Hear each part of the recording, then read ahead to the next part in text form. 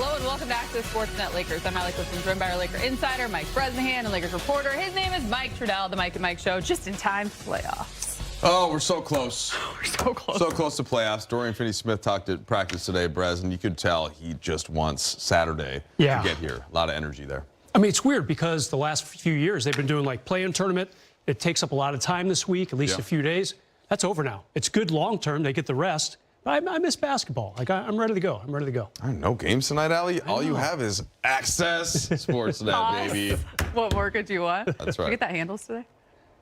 I was gone just before it got there. Perks of having a week off with no basketball before the playoffs. I don't feel great about it. It sounds like you did.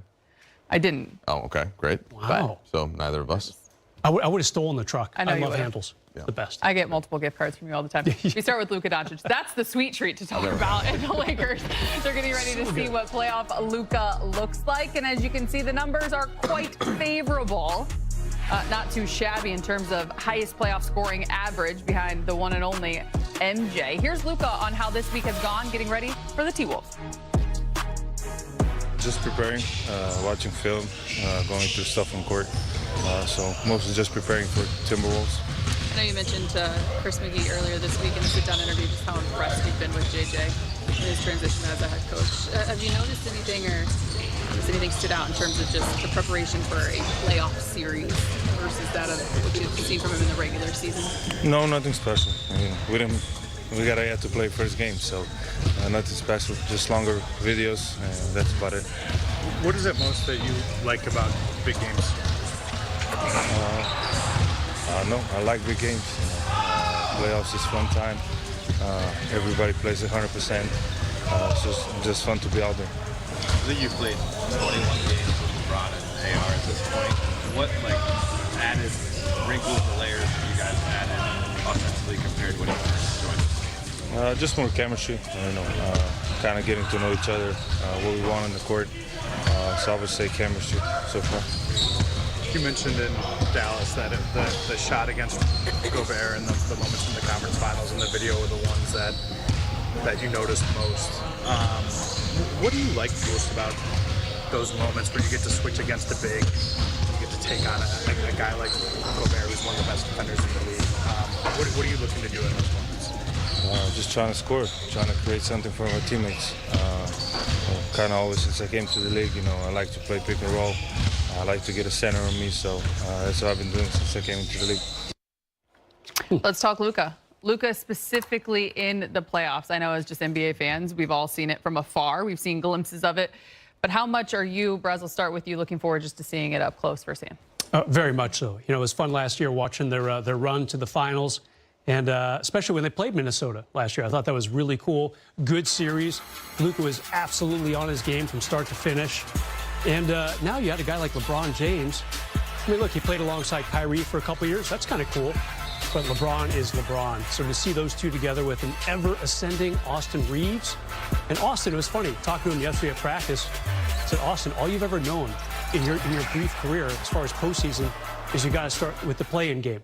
No need to worry about that this year. So I think they're all ready to go. And it's going to be a fun trio, no doubt, Mike. Well, we know that Luka rises to the moment, like very few in the playoffs, and I think we got a hint of that just with all of the pressure and the emotion around the game at Dallas when he was ridiculous. And then you just combine that with Luka's last 5 games overall, and he's around 34 points, over 50% from the field, like on 56%, 51% from 3. So he really did finally have that ramp up that I think we were all kind of waiting to see once he got back from the injury. Okay, here's Luka. He looks amazing in spots, and then maybe, takes the foot off the pedal just a little bit as Reeves and LeBron pick things up. But he's now been steady. And again, those 5 games before the game in Portland. And now he has an additional week to get even that much better shape and cardio-wise and just to kind of focus in on this opponent that he knows very well, having played against him. And I think that you have to be very optimistic about how Luka's going to play in round 1. I'm going to come back to you on that just because from the emotional standpoint, obviously, getting acclimated, not just to the Los Angeles Lakers, but to LA in general, the move, the Dallas, all of that. To your point of the ramp up, just in time to literally be away from active competitive basketball for a week, how much do you think this past week has benefited him, would benefit him? Well, I think that it benefits him a lot, and then in accordance with the rest of the round one, where there are a couple of days between games, and I want to bring LeBron into the discussion for that as well. So, like, Luka, to me, when the Lakers first got him, I think my initial thought as you approach a playoff season was, maybe this is the way that you get LeBron all the way to a conference finals, maybe even a finals, where he has that big punch left late that I think was harder for him to do in the Denver series when he didn't have all of the time off because the Lakers were in the play-in and because they were desperately having to qualify for the play-in, meaning they had to play every game in March and April.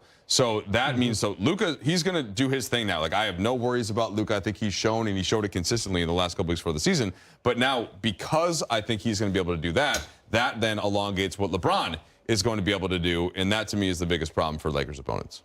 You know what I like about Luka?